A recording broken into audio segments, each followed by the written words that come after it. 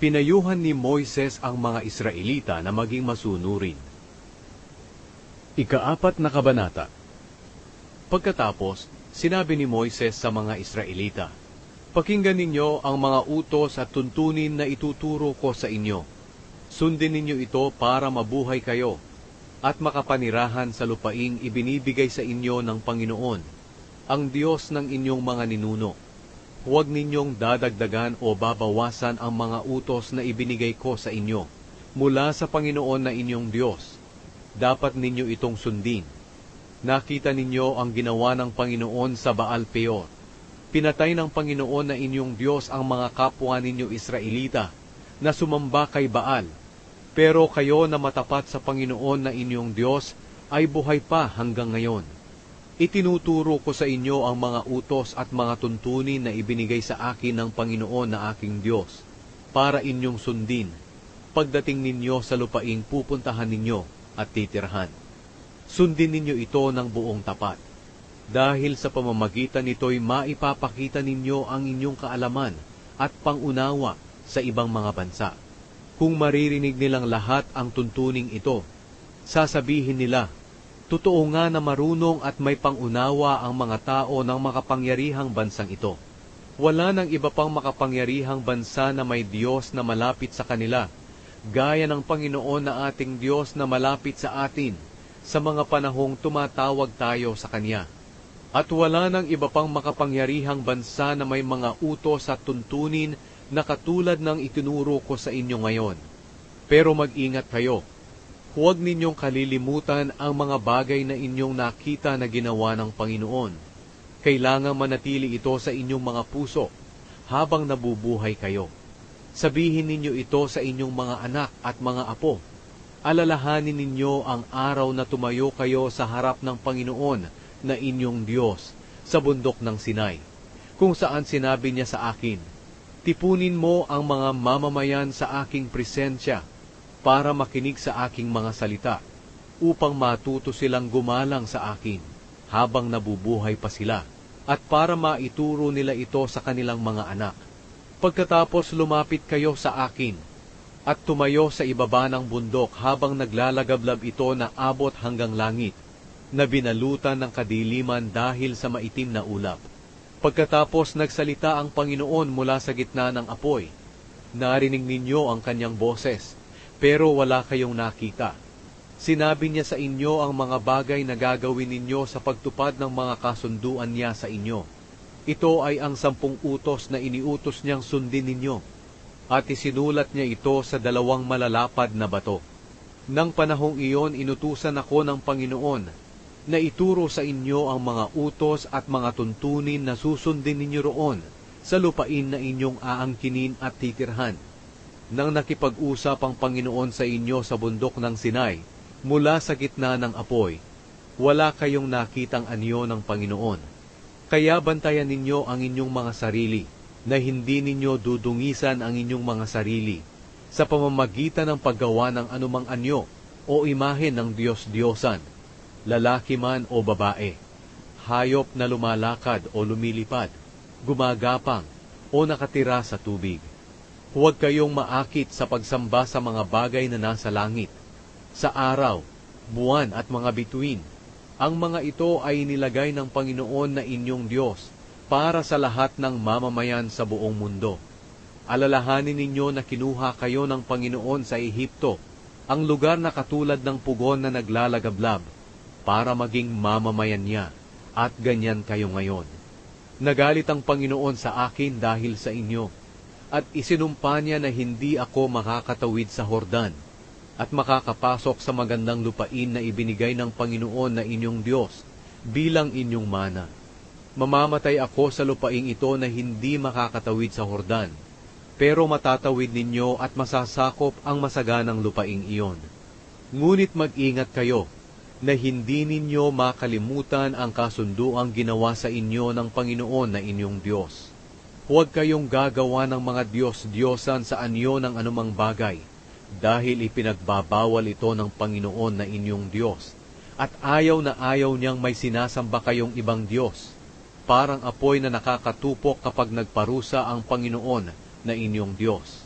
Sa bandang huli kung magkakaanak kayo at magkakaapo, at naninirahan na sa lupaing iyon ng matagal na panahon, huwag ninyong dudumihan ang inyong sarili sa pamamagitan ng paggawa ng mga Diyos-Diyosan ng anumang anyo.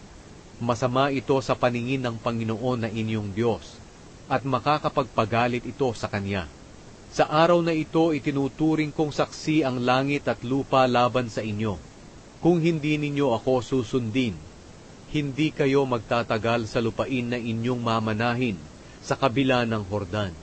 Maninirahan kayo roon sa sandaling panahon lang, at pagkatapos ay malilipol kayo ng lubusan. Pangangalatin kayo ng Panginoon sa ibang mga bansa, at kaunti lang ang matitira sa inyo roon sa mga bansa, kung saan kayo itataboy ng Panginoon. At doon na kayo sasamba sa mga Diyos na gawa sa kahoy at bato, na hindi nakakakita, nakakarinig, nakakakain o nakakaamoy. Ngunit kung hahanapin ninyo ang Panginoon na inyong Diyos, makikita ninyo siya, kung hahanapin ninyo siya ng buong puso. Kapag dumating ang kahirapan sa inyo, sa bandang huli manunumbalik kayo sa Panginoon na inyong Diyos, at susundin ninyo siya, sapagkat maawain ang Panginoon na inyong Diyos. Hindi niya kayo pababayaan o lilipulin. Hindi niya kalilimutan ang kasunduang kanyang ipinangako sa inyong mga ninuno. May iisa lang na Diyos. Alalahanin ninyo ang mga nangyari mula ng araw na nilikha ng Diyos ang tao sa mundo hanggang ngayon. Libutin ninyo ang buong mundo kung may makikita kayong kamanghamanghang bagay na nangyari katulad ng mga ito.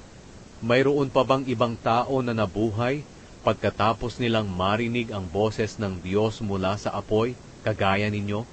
Mayroon pa bang ibang Diyos na nangahas na kunin ang isang grupo ng mga mamamayan mula sa isang bansa para maging kaniya sa pamamagitan ng mga pagsubok, himala, mga kamanghamanghang bagay, digmaan o mga makapangyarihang gawa? Pero iyan ang ginawa ng Panginoon na inyong Diyos doon sa Ehipto, at kayo mismo ang nakakita nito. Ipinakita sa inyo ang mga bagay na ito para malaman ninyo na ang Panginoon ang Diyos at wala ng iba pa. Ipinarinig niya sa inyo ang kanyang boses mula sa langit sa pagdisiplina sa inyo. Ipinakita niya sa inyo ang kanyang makapangyarihang apoy dito sa lupa para makipag-usap sa inyo mula sa apoy na ito. At dahil sa minahal niya ang inyong mga ninuno, pinili niya kayo at inilabas sa Ehipto sa pamamagitan ng kanyang presensya at kapangyarihan. Itinaboy niya ang mga bansang mas makapangyarihan pa sa inyo para madala kayo sa kanilang lupain. Ibinigay niya ito sa inyo bilang inyong mana, katulad ng ginawa niya ngayon.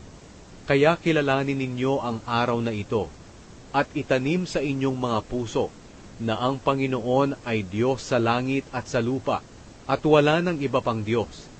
Sundin ninyo ang kanyang mga utos at tuntunin na ibinigay ko sa inyo ngayon, para walang masamang mangyari sa inyo at sa inyong salinlahi, upang mabuhay kayo ng matagal sa lupaing ibinibigay ng Panginoon na inyong Diyos magpakailanman. Ang lungsod na tanggulan. Pagkatapos, pumili si Moises ng 3 lungsod sa silangan ng Hordan, para makatakas papunta roon ang taong nakapatay ng kanyang kapwa nang hindi sinasadya at hindi plinano. Makakatakas siya papunta sa mga lungsod na ito para hindi siya mapahamak. Ito ang mga lungsod: Bezer na nasa disyerto sa talampas na sakop ng lahi ni Reuben, Ramot sa Gilead para sa lahi ni Gad, at Golan para sa lahi ni Manase.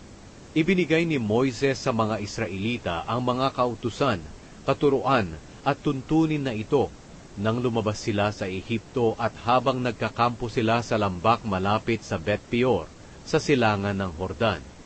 Sakop noon ni Sihon na hari ng mga Amoreyo ang lupaing ito, noong naghahari siya sa Heshbon. Siya at ang mga tauhan niya ang tinalo ni Moises at ng mga Israelita nang lumabas sila sa Ehipto. Sinakop nila Moises ang lupain ito at ang lupain ni Haring Og ng Bashan. Sila ang 2 Amoreyo na mga hari sa silangan ng Hordan, Ang kanilang mga lupain na nasakop ng mga Israelita ay mula sa Aroer na nasa itaas na bahagi ng lambak ng Arnon papunta sa bundok ng Sirion na tinatawag ding Hermon, at ang lahat ng lupain sa lambak ng Hordan sa silangan ng ilog ng Hordan hanggang sa dagat na patay sa ibabang bahagi ng libis ng Pisga.